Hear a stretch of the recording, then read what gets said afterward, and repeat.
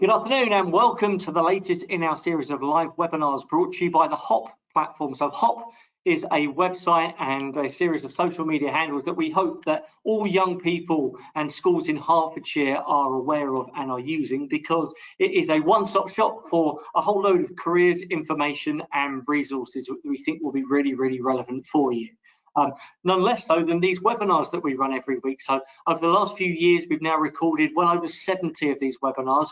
We cover different career topics every week, and they are your opportunity, particularly for those of you watching this live, to interact and to ask your own questions to our panelists. So in a moment, I'm going to introduce you to our panelists, who today are going to share with you their experiences as quantity surveyors, which is a very important role within the construction industry. I'll get them to introduce themselves to you very shortly, but just a bit of housekeeping about this webinar and how it runs.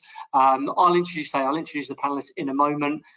We are going to cover things like, we're going to find out, well, what does a quantity surveyor actually do? What is their relationship in the wider construction industry and the jobs that they do?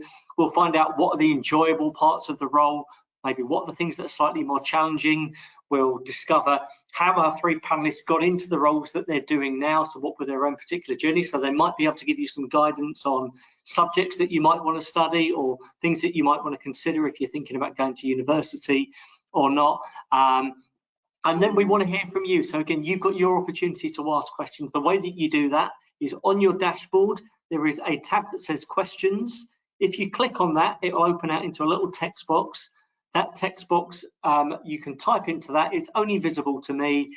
If you type it in, then I can direct that question to one of or all of our panelists. So first of all, well, you've heard it from me. Let's hear from our panelists and ask them to introduce themselves. So first of all, just going in the order that you appear on my screen.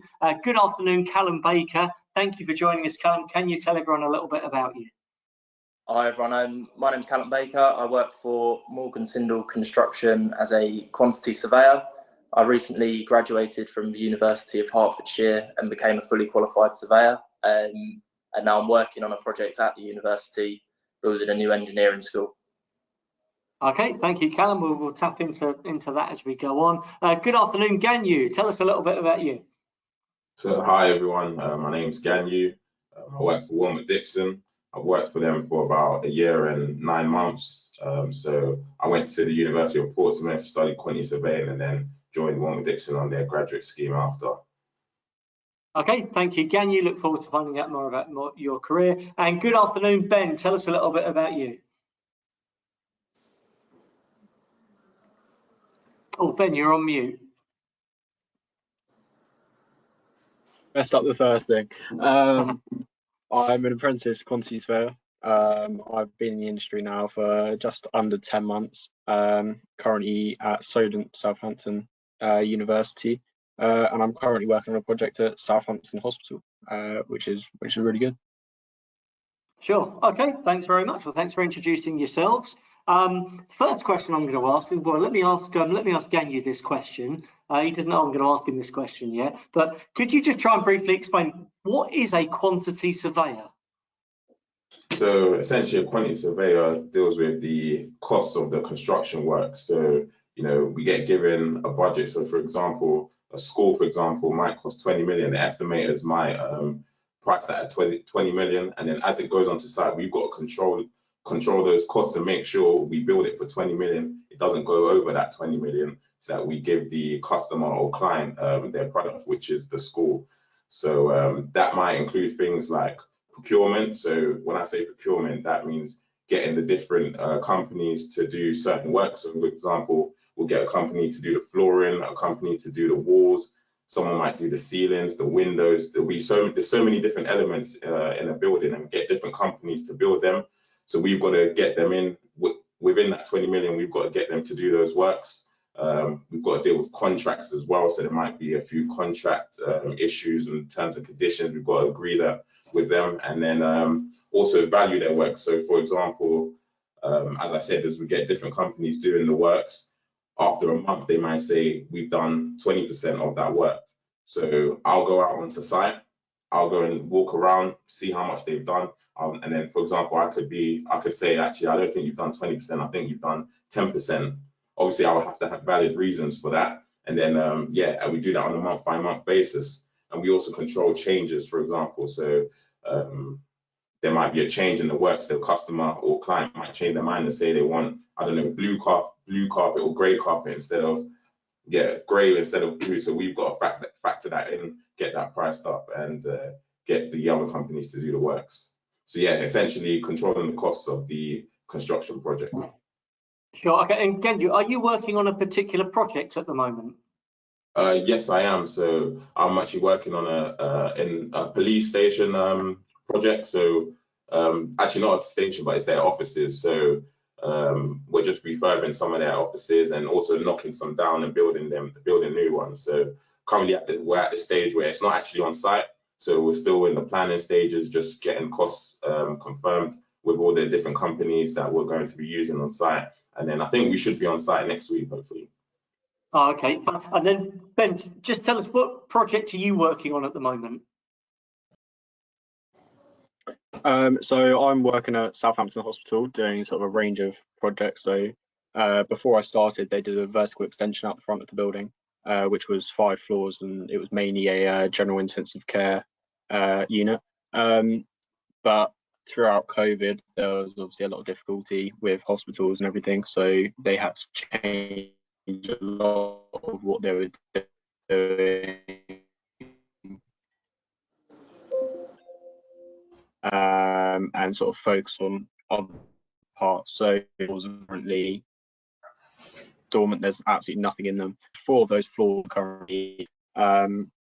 So we're currently at the moment just our GMP. We basically have to get everything together, value all the packages, and say, right, this is how much we think this project's going to be worth. We give that to the client. They can then decide whether they're happy with that cost. Once they're happy with that cost, we can then proceed and start building that.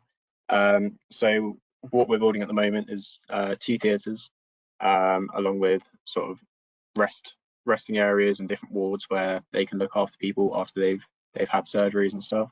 Another project that we've got there is a multi-storey link bridge between 2 of the buildings. This is because they've extended one of their buildings, and they now have to have decent fire escape routes and everything throughout that. So that's quite an exciting project. We've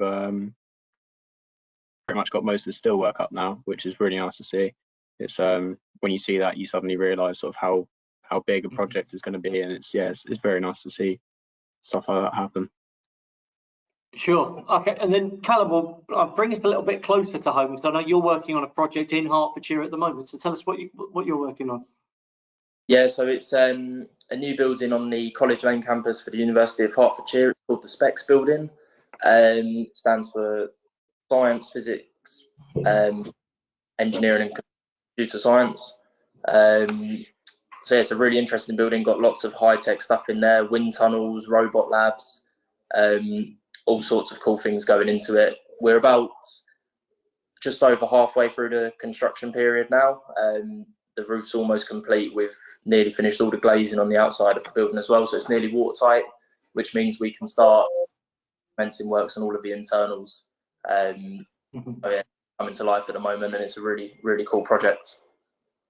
Sure. Okay. Well, look, something I just want to address before we go on any further. I'm very conscious that I'm talking to three male quantity surveyors here, and I know that the construction industry is really keen to address the fact that construction and many roles, particularly as quantity surveyors, are equally accessible to females as they are to men. So it just so turned out, I don't want to say you're the only 3 that we could get, because we're delighted to have the 3 of you here. It just so worked out that you guys are all available today. But Callum, can you just explain to everyone, within your sort of team of quantity surveyors at Morgan Sindall, is it very male dominated?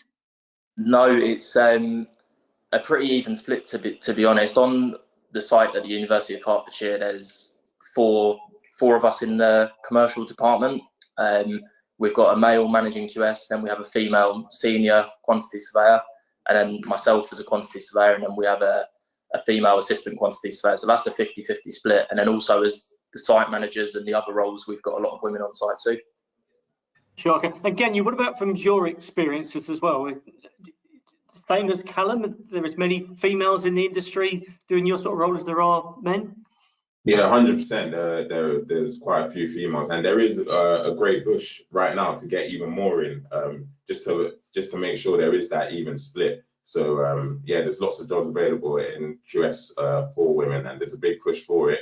And like Callum said, in other roles as well, there's plenty of women around in the industry. For sure. Ben, just thinking back to your cohort, because you said you're currently studying whilst working at the moment on your degree apprenticeship. Are there females on your course, or does it tend to be one that attracts more males in your experience? I'll be honest, the course is primarily females. It's it's not actually many guys in my class. So but yeah, it's actually really nice to see, because I mean, my dad's been in the industry for 30 odd years, and it's sort of, when I used to go with him when I was a kid, it's just gradually got more and more sort of diversified, and it just wasn't like that before. But now, yeah, it's very inclusive throughout the entire industry. Sure, I'm glad all three of you gave me that answer then. So the message very, very clearly is, despite the fact that there's, well, including me, four men on this webinar, quantity surveying is a career for, well, you said it better than me, Ben. It's become very, very diverse, and the industry wants to reach out to all areas of society to come into this role. I'm interested, the projects the three of you have all described there are all, let's say, commercial projects, in that you're all, building sort of more public buildings there. Do quantity surveyors get involved in residential properties? So if I wanted an extension, or if a new house was being built, and pretty much guarantee all of you in Hertfordshire will have driven past an estate where new houses are being built. So Callum, is that an area of quantity surveying as well? Yeah, it's actually one that I've primarily worked in since leaving school at 18. I joined a construction company which was residential, and they built houses and flats in the home counties. So until December, when I joined Morgan Sindall, the only things I had built or helped build was houses and flats, and they were really cool projects to work on, because we were building sort of social rents, flats and houses. So it was building places for people to go and live with their families when they couldn't quite afford to move out from their parents' home or whatever. So it felt really valuable to do that. Yeah, for sure. Okay. And then again, you spoke about the project you're working on at the moment. As a quantity surveyor, do you tend to be involved in that project right from the start until till the very end, or is there a point that you get involved in it and then a point that you kind of jump off and get involved in the next one? Yeah, so it could be a mix of both. It just really depends on circumstances. So, for example, if the company needs your help, or they need an extra surveyor on a different project, maybe, so you might just join that midway, deal with a few packages. Well, for myself, I'm on the project I'm on. Yeah, I've gone from quite an early stage, which I think it is quite good, because then you've got your head around the project before you go onto site, and then when you go onto site, you already know what's going on. You can take ownership of your work. You're not picking up someone else's work. But yeah, it can depend. To be fair, it's whatever you prefer. If you want to go from the start, or if you just want to help out in bits and on different projects, you can do that. So it's kind of whatever you fancy.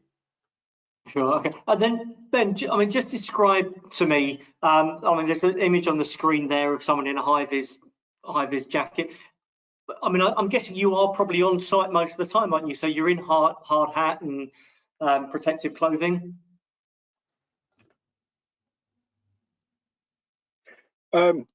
It's very much it's quite split, actually, because I mainly do a lot of work sort of at my desk in the office, but I'm at a site office.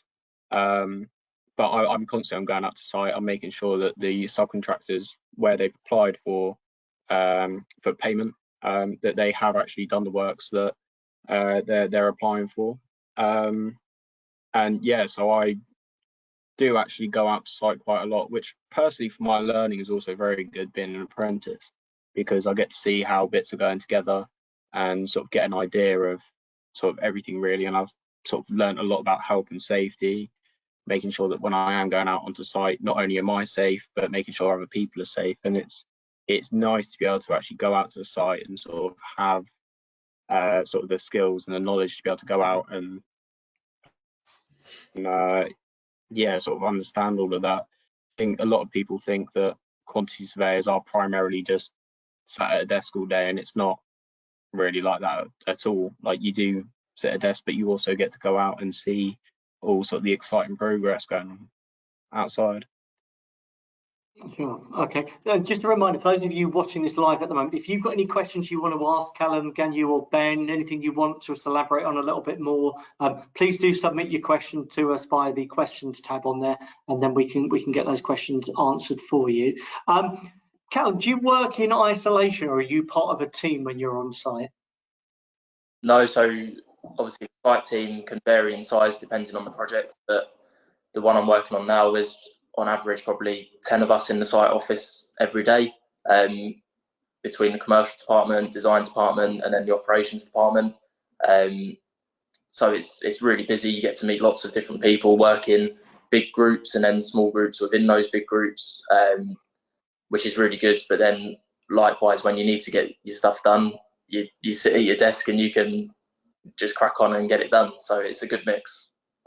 Yeah. So, I mean, Ganyu, what would you say are the most enjoyable aspects of the job? I think some of the most enjoyable aspects is that it varies. No day is the same. So I know you get some jobs where you know what you're going to do already. It's the same thing every day, and those sometimes they can get quite boring. Some people may like that, but me personally, I think that can be quite boring. Whereas in QSing, you never know what you're going to expect, and it's always something different you can do, which kind of makes it, keeps you on your toes, and it makes it more interesting. You're always learning something. Also, even here at Warren Dixon, it's a job where as long as you get your work done, you don't feel like you're being time managed, for example, like someone's micromanaging you and things like that. You're kind of trusted to get on and get on with your work, which I think is quite good. Also, I like the flexibility of the job. So there is the opportunity to work from home. You can probably see I'm at home today. So I think that's quite a good thing about the job as well. It might not be like that for all companies, but I think that flexibility is a good thing. Sure. I mean, Ben, how much choice do you have over where the project is? I mean, you're working on this project at Southampton. I know you're down at university there, so it's pretty local to you. But at some point, BAM are no longer going to be working on that project, and they may need to send you up to another project the other side of the country. How does it work? Well, I'll be honest. I mean, I live further up the M3. I'm about 45-mile drive away, but I'll be honest, my last job was 5 minutes away, and sort of driving there was always the pain. I was like, oh, I'm going to work. Didn't really want to go in, so sort of driving there was horrible. But driving to my QS job, it's yeah, I don't really mind it at all, because I'm going to a job that I love, and I think that's the thing. Like with what Ganyu said, like it keeps you on the toes. Like, no day's the same. It's an enjoyable role. But yeah, I mean, I don't really have much say of where it will be. However, with my company, I know that they do try and sort of find everyone that's close to the project, and they'll try and assign people so they're not actually driving too far away and sort of having issues with getting to site. But as again you said, like even with working from home, unfortunately I'm without a car for the next 2 weeks, and it's fine. As a QS, I'm able to sit down at home and get on with my work.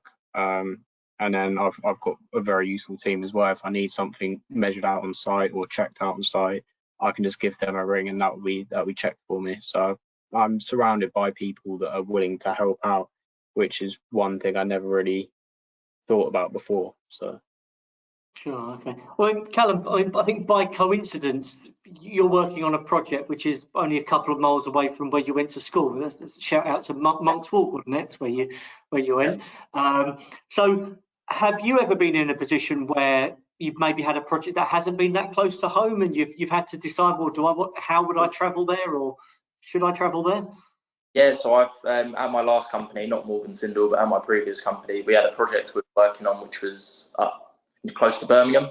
So for me, that's over a couple of hours each way to get there. So the really good thing about quantity surveying is, like Ben said, you can get your work done from home, or you can work from your company's offices, which aren't on site, because every company will still have a head office. So for that project in particular, I normally went to site once a week, spent a few hours up there so I can see site, how it's progressing, do the measures, check all the subcontractors' applications, and then the other 4 days I would mix between being at home or in the company. So that's the good thing about quantity surveying. You get a nice mixture of where you can get the work done. Sure. Okay. Well, you've spoken, the three of you, spoken a lot about the positives about the job. Ganyu, can you tell us what are some of the more challenging aspects of the job? What are the things that maybe you hadn't considered when you first started?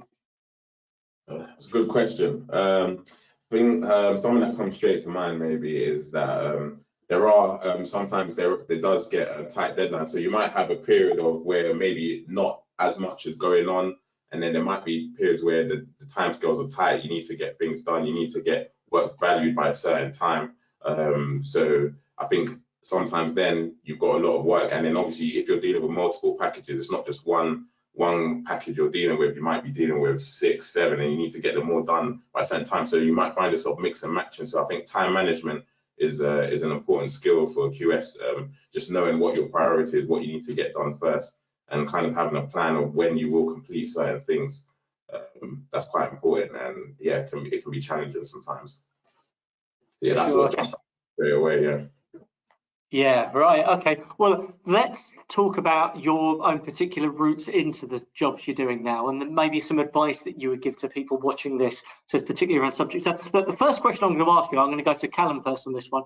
Callum, when you were, I don't know, 16, so when you were studying your GCSEs, or doing your GCSE exams, did you know what a quantity surveyor was? And my follow-up question is, and if so, did you have any idea that it might be a career you wanted to go into? At 16, during my GCSEs, no, I did not have any idea what a quantity surveyor was. I had heard of the job, but I had absolutely no idea what it entailed. Did I grow up wanting to be a quantity surveyor? No, not particularly. It was just because I wanted to be a footballer, like a lot of kids do. But then during my A-levels, I did some work experience at a construction company and found out about more roles that were in the industry, and that's when I realised, yeah, it's a job that I would quite enjoy. Okay, well, let's just talk us through, Callum. So you went off and you stayed at school to do your sixth form, to do your A-levels. Tell us what A-levels you did and what your choices were and what happened after that. So I chose to do maths, physics and economics at A-levels, which was a really difficult three to choose, and I struggled, I should say. But I got out of it. I got 3 A-levels at the end of it, and then I went straight into work, and those subjects didn't have any particular impact on me doing quantity surveying. It was just good to have 3 A-levels as a backup to allow me to go on to do my degree, because you need to have A-levels or equivalent to do that. So while the subjects aren't particularly important for surveying, you need to have the qualifications there to get to the next level to study specifically quantity surveying. Sure. I'm going to ask Ganyu and Ben exactly the same question in a moment, but Callum, just want to take a step back there. Take me through how you got your first job and what your first job was, and at what point in sixth form did you perhaps decide you weren't going to go to university and you wanted to look for a job straight away?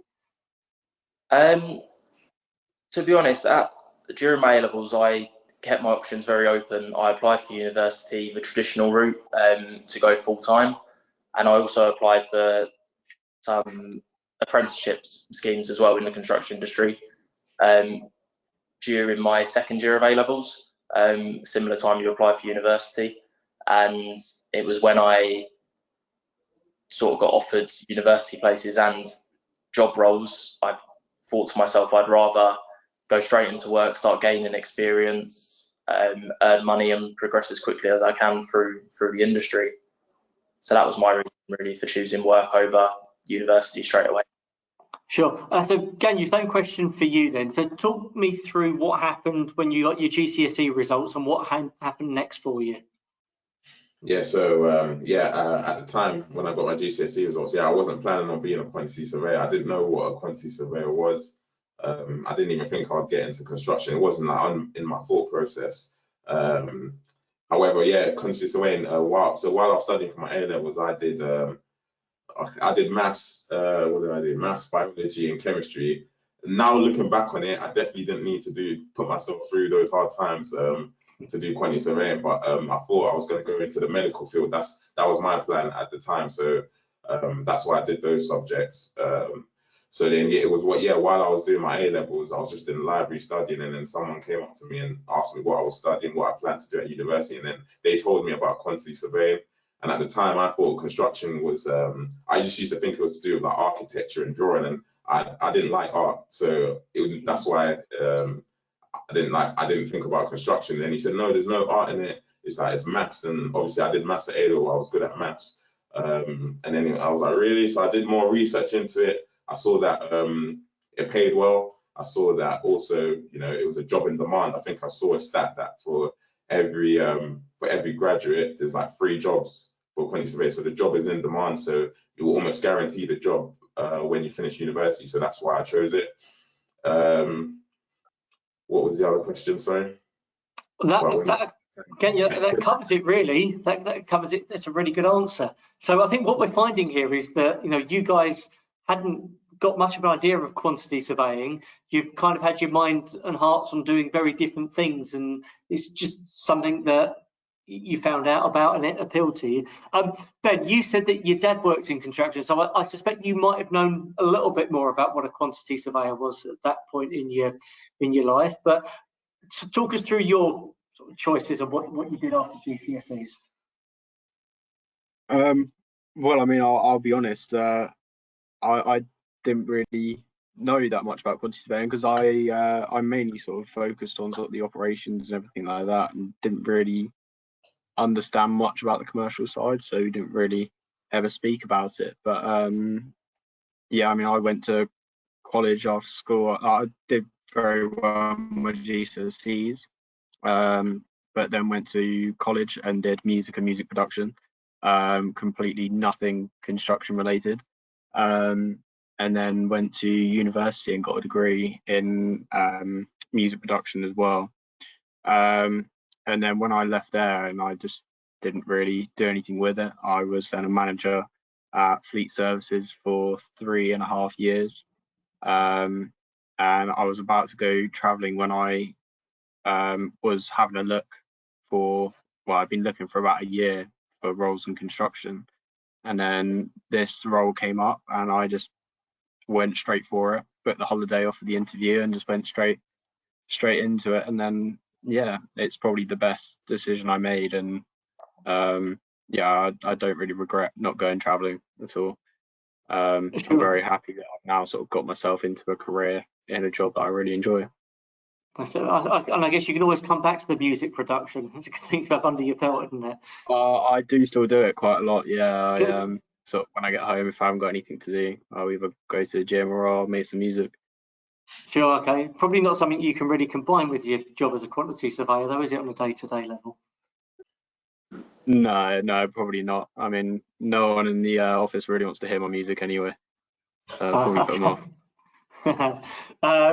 Okay, so what we've covered there across the 3 of you is that school subjects are almost entirely irrelevant, the subjects that you do. People often ask, though, why do I need to have English and maths? And again, right at the start, you were telling me about adding up all the, it's in the job title, sort of quantities and the amount of things that you need. I'm guessing you need to have a fairly good level of maths, even if it's at sort of GCSE standard, in terms of the day-to-day things that you're doing in your job.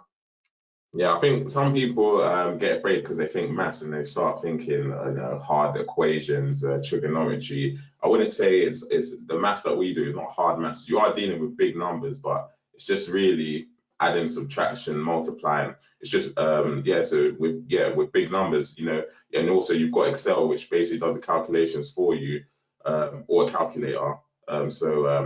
Yeah, you do. Yeah, you need to have a fairly standard level of maths. I wouldn't say you need to have an A level of maths yet, but GCSE level, yeah, a C is what's gonna that'll be more than enough for you.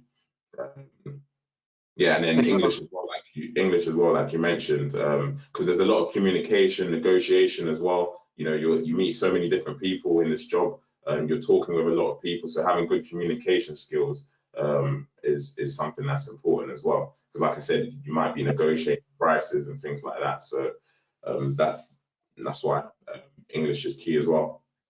Yeah, and is there a fair amount of written work that you have to do? Is there a report writing, Callum, that would lend itself to someone who's got sort of good basic English language skills? It's good to have good English writing skills. We have to send a lot of emails and a lot of contractual notices to up and down to clients or downwards to subcontractors. So to get your words across on a bit of paper, but online, it's a really good skill to have as well. So similar to maths, like Andy said, C at GCSE would really be beneficial. Sure. Okay. Ben, and I'll ask the other two of you this question as well. Ben, if you were, I don't know, 18 again, or just about to finish year 13, and you really wanted to go into quantity surveying as a career, looking back now, out of choice, would you go through an apprenticeship route, or do you think going to university is the right thing to do? Well, being an apprentice at the moment, I'd 100% recommend going down the apprenticeship route, mainly because I feel like with university, it's very good. I've done a degree already in music, but when you come out of university, you haven't really got the experience of on-the-job learning, so you can't really sort of understand it. And I think a lot of employers nowadays, they do look for experience, but when you're going into an apprenticeship, they don't expect you to have any experience, which is really good.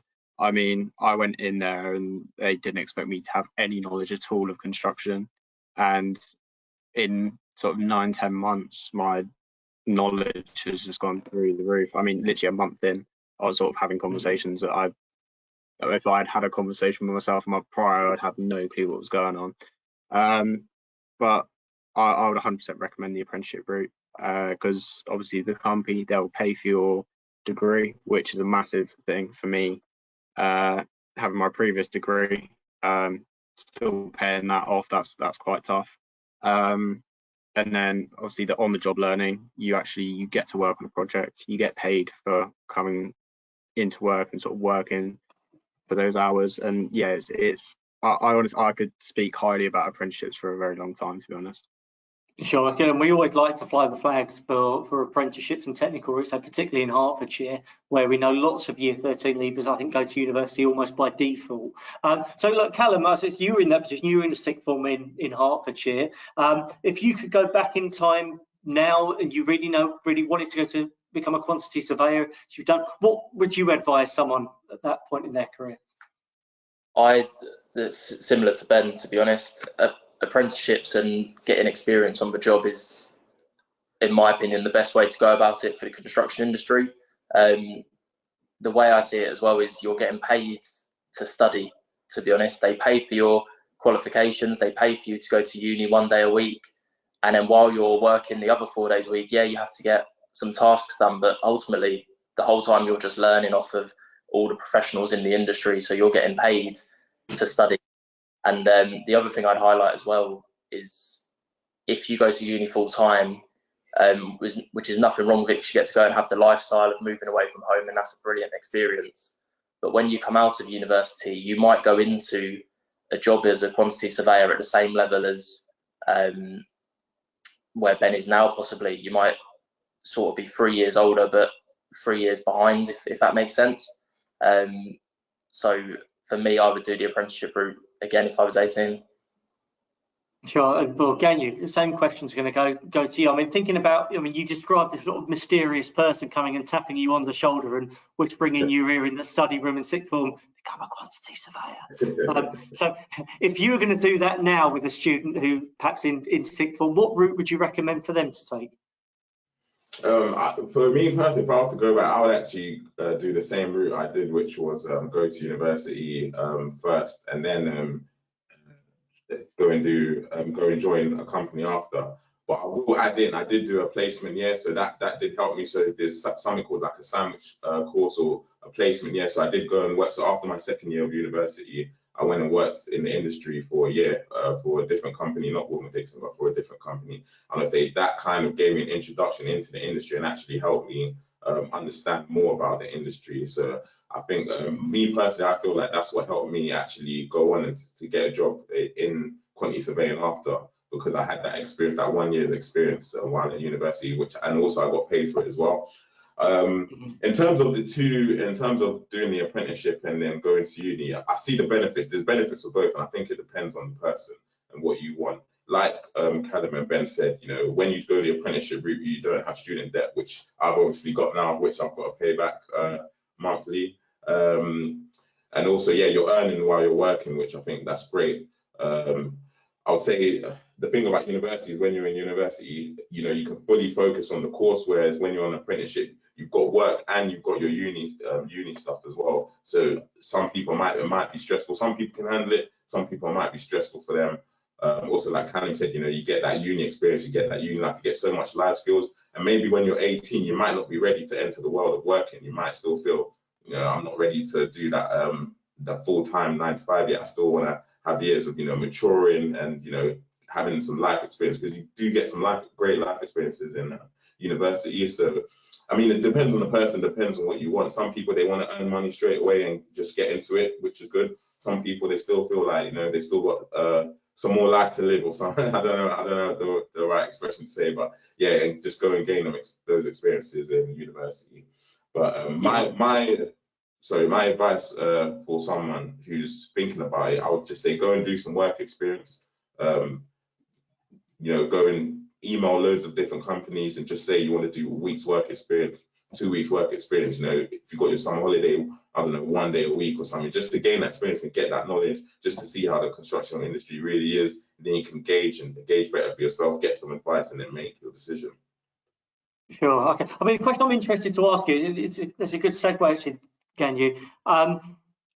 I don't want to trivialize your roles or construction at all, but often when I talk to people in construction, they always say, you know, it started for me at a young age. I just love, you know, building things. So, you know, Lego, for instance. So, I mean, are there any experiences that people can gain just from things that they've got at home that they can do? I mean, I guess you describing what a quantity surveyor is, Ganyu. I'm thinking if I want to build something out of Lego, I need to know, like, I need that many pieces of that, and I need so many of you know, of them.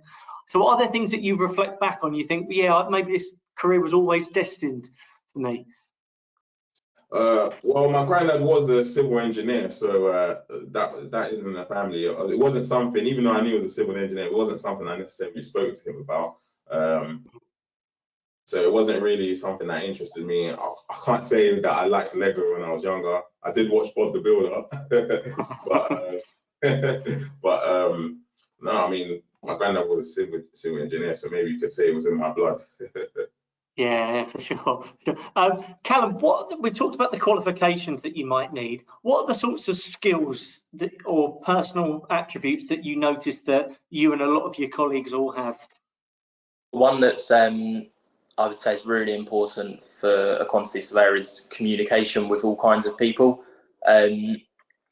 As we're sort of in the middle, we have to deal with building a building for a client, so we have to be able to talk to them in a way where we need to be nice to them to make sure they're happy, because they're the ones who are paying us to build a building. But then we have the trades on site who we have to talk to as well, and obviously they're two different kinds of people, so you have to be able to adapt and communicate in different ways to everyone. So communication and just being able to deal with people and networking is kind of the word that gets used a lot, but it's that being able to talk to anyone. So that's a really good skill to have as a quantity surveyor.